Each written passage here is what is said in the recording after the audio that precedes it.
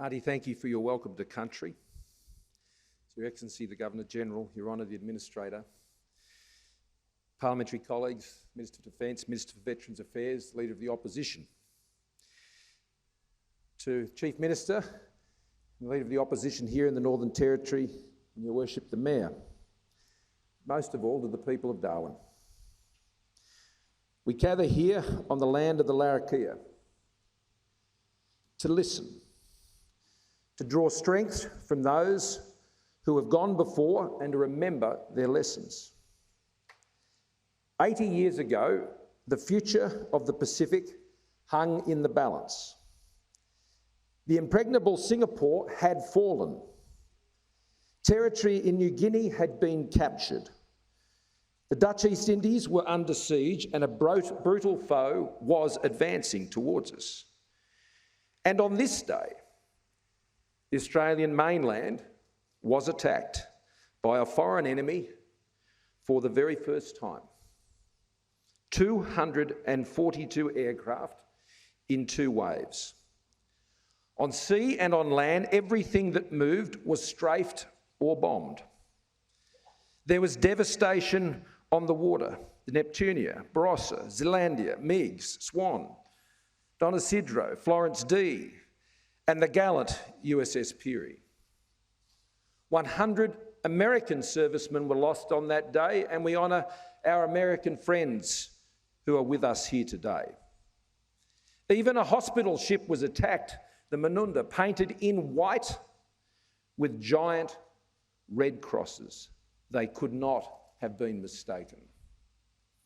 Throughout the city, little was spared. The post office, the cable office, the government house, police barracks, Air Force station, and the local hospitals were attacked. The onslaught was met with many acts of bravery, courage, and compassion. Anti-aircraft gunners giving their all. Pilots entering the fray despite the forces of numbers against them. The Peary with its guns blazing until the very end, and the civilians commandeering small boats in fiery waters looking for survivors as they were treated here. And on that clear morning, more bombs rained down on this city, this small city of Darwin, of a few thousand that had been delivered on Pearl Harbor 10 weeks before. 19 February 1942 marked an awakening. As the author Peter Gross argues, if the birth of Australia as a nation took place on the shores of Gallipoli, then it was on this day, at this place, that an independent Australia took charge of its destiny. No longer could we look to the British or further afield. We had to look to ourselves. No longer was our world shaped by Europe. Our world was here, in the Indo-Pacific, where we live. The bombing of Darwin was the start of 64 air raids on the top end, which continued until November 1943. The story of those raids is one of adaptation and endurance, of defences being strengthened, of gunners becoming more experienced, and of Australians always standing together, civilians and soldiers, men and women, Indigenous and non-Indigenous, at home and abroad.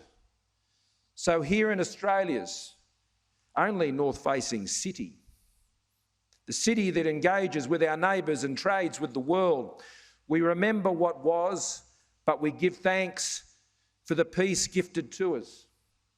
In this place of great violence 80 years ago, more recently, I stood here with the Prime Minister of Japan, Prime Minister Abe, so it could become a place of reconciliation.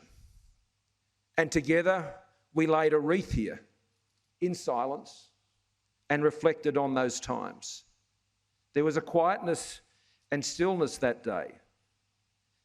I wish all who had been in Darwin in 1942 and 1943 could have been there with us, but certainly were in spirit. Because that enemy that inflicted such violence on this city and that nation on this day has now become one of our most trusted and loyal friends. and a partner with Australia and the United States in building a world that favours freedom, a world of human dignity, human rights, and the rights of nations to live free of coercion and bullying. That is their legacy. Friends, though our world has changed, our task remains to be prepared for any eventuality, to defend our values in a difficult world as it was done right here on this day 80 years ago, and to live out these values with the same courage and the same strength and the same steadfastness that the people of Darwin showed 80 years ago, lest we forget.